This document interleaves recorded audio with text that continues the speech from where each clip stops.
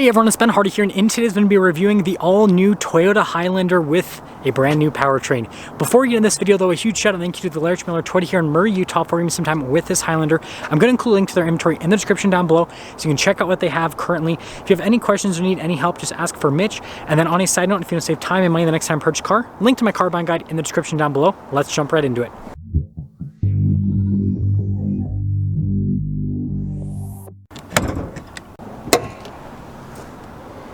Under the hood, we have a turbocharged 2.4 liter 4-cylinder that goes through an 8-speed automatic transmission. Fuel economy is 21 around town and then 28 on the highway, with power outputs being 265 horsepower and then 309 pound-feet of torque. And if you guys are wondering how that compares to the V6 had 295 horsepower and then 263 pound-feet of torque. So this has less horsepower but more torque compared to the V6. Before we go over the front end, I do want to mention if you see more videos just like this, then I recommend you subscribe because I post content every single day. Starting with the hood, you guys can see we've got this like distinctive U shape down the center, and then it kind of falls off on either side, and I think it definitely looks cool. And this white metallic paint really sparkles. I'd say in the sunlight, but it's night, so yeah. And then going from the hood down below, you guys can see you've got these cool daytime running lights with the headlights. Notice the grille is darker here with the Toyota logo there on the center. We do have fog lights there on either side. You got some like silver trim at the bottom. And then when you put it all together, I definitely love the front end look of the new Highlander, and look how bright those lights are. Coming around the side here, our tire wheel setup is 235, 55, 20 in the front and over in the rear. And the Highlander does have a torque vectoring all-wheel drive system on top of that, which is pretty cool. I do like the overall design on the wheels, pretty simplistic, and you know, the coloration works. And then if you look at the full side profile here of the Highlander, first off, you've got those fender flares, which are pretty distinctive. Lots of distinctive cuts across the bodywork, and that actually reminds me of the cut that goes on the Sienna and also on the Toyota Supra. I guess it's like a Toyota line, but with the blacked out pillars too, kind of like all comes together. Now here's our key fob. We've got our unlock function, our lock function, and then the opening for the hatch, and then it says Highlander there on the back with the Toyota logo. But we'll hold this down and it'll pop the hatch right open. Now I've got the third row folded down so you guys can see just how much cargo space there is in the rear of the Highlander with that third row folded down, but it's really easy to get it back up.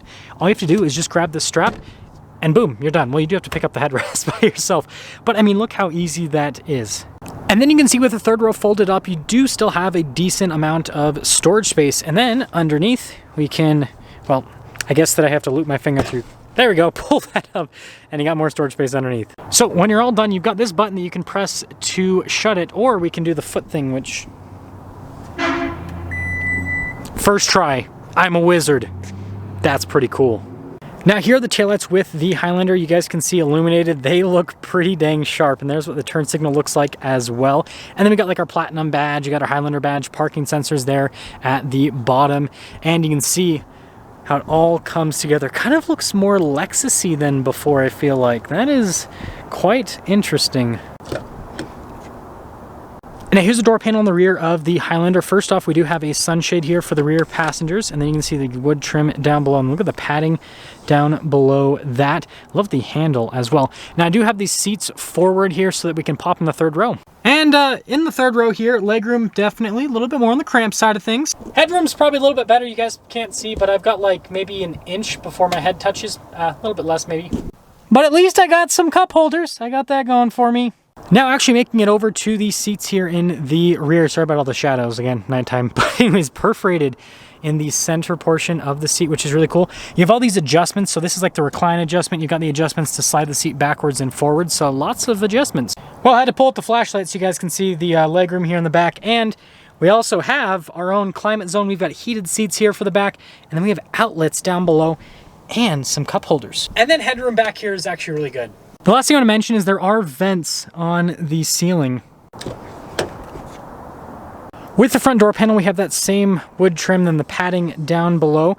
All of our window controls here, door lock and unlock, mirror adjustments. This has memory seats, blind spot monitoring, and the mirrors on top of that. And then you guys will be able to see the design a little bit better here with the front seats. I think it looks so cool here in the Platinum. Perforated down below. I think it's interesting they don't do the cool design on the bottom portion. My butt wants to have a cool design on it just like my back. Anyways, we do have our power adjustments here on the side, and then Highlander plaque. Pretty normal pedal layout down below, and then you got like your gas cap release, and then you can see controls here for like the camera, your auto stop start, turn that on or off, the hatch, heated steering wheel, and look at the nice padding up above, and then I guess stuff for the odometer up above.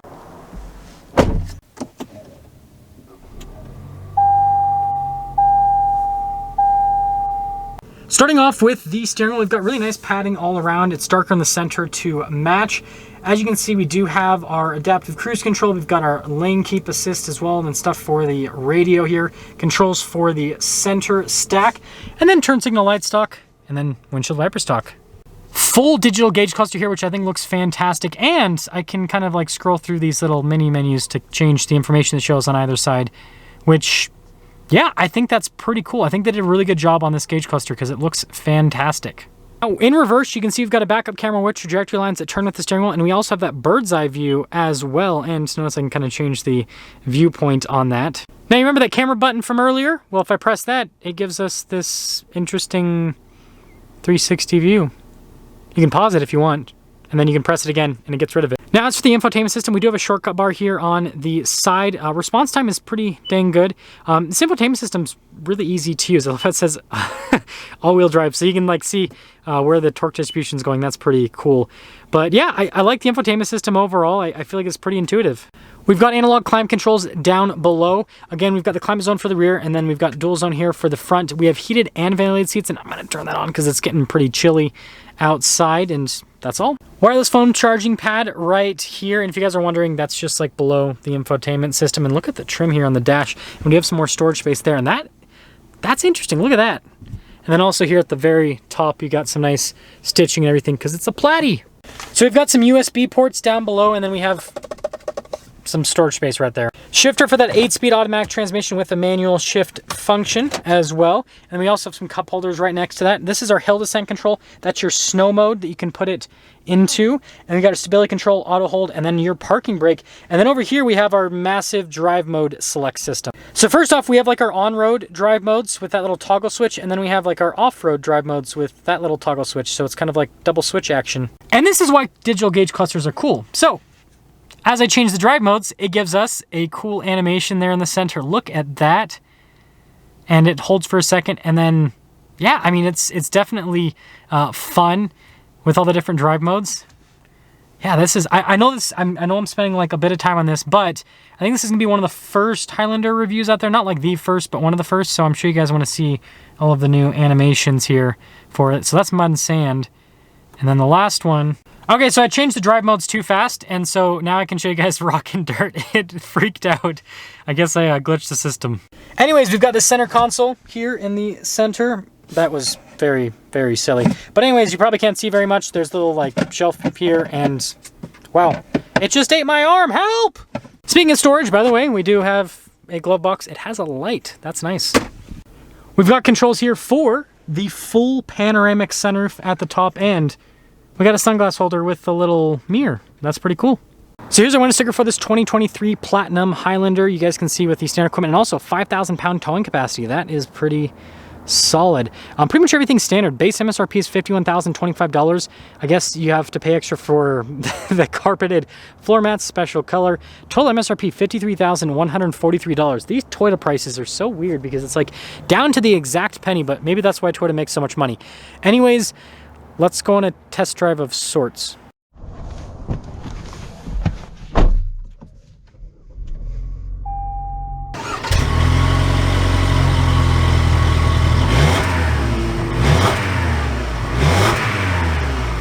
Let's talk about visibility before we set off. Here's visibility over the hood, and hopefully you can now see the heads-up display, which is pretty cool. It shows like our RPMs and everything. Both of the mirrors should have blind spot monitoring, and then throughout the rest of the rear. And let's set off.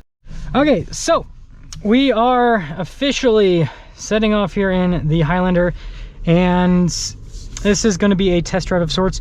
Once there is more Highlanders available, then I will be able to do a full review, but you know, being probably the first Highlander that's landed, we're not going to be taking out and doing anything crazy with. I never do anything crazy anyways. I'm a boring person, but I just wanted to get a like little feel for this powertrain for you guys, you know, the most amount of impressions that I can possibly get with the circumstances of this being, again, like I said, like the first Highlander to land.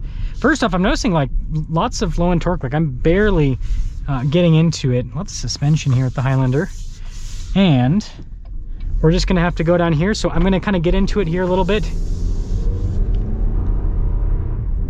Yeah, so the transmission's really snappy. That 8-speed's good. We're gonna put it into the sport mode. So that's how they close the dealership lot. You just put a car in front of it. You just put a big old pickup truck in front of the driveway. Now we're kind of gonna get on it a little bit again. Yeah, this thing's torquey. Also, this has the 360 camera system where it shows underneath the vehicle as well, which is pretty sweet if you ask me. I think that's definitely nice. So what I could, you know, at least feel with just kind of driving the 2.4 a little bit. Hey, hopefully you guys appreciated that. Here's the deal is, compared to the V6, especially here at higher elevation, this pushes a lot harder. That extra torque, you really feel it. It feels really good. So I feel like this is going to be a car that you're going to drive more in the mid-range, where you just kind of like partial throttle rather than full throttle. Now, in terms of the horsepower decrease, do you really feel the difference there? And here's the deal, is it does feel like it kind of starts to taper off, whereas the V6 would still kind of be going, but it's not as substantial as I thought. My guess, this is just tinfoil hat Ben Hardy, is that Toyota is underrating this publicly because they don't want the Highlander to have higher horsepower figures than the Lexus NX, because Toyota never wants the Toyota product to have as much horsepower, higher horsepower as the Lexus product. But I don't think this thing's actually detuned. I think this probably puts out the same amount of power as the NX, the 275, or maybe even more. And they're just saying that it's less because that's just what Toyota does. Because this feels strong. Like it doesn't, like it feels better than the V6 in pretty much every single way from what I could feel. Let me know what you guys think about the new Highlander. Let me know what you think about this powertrain, and thanks for watching. That's gonna sum things up with our video on this Highlander. Again, a huge shout out and thank you to the Larry Miller Toyota here in Murray, Utah for giving me some time with the Highlander. Check out the inventory in the description down below. Ask for Mitch if you have any questions. I'll see ya.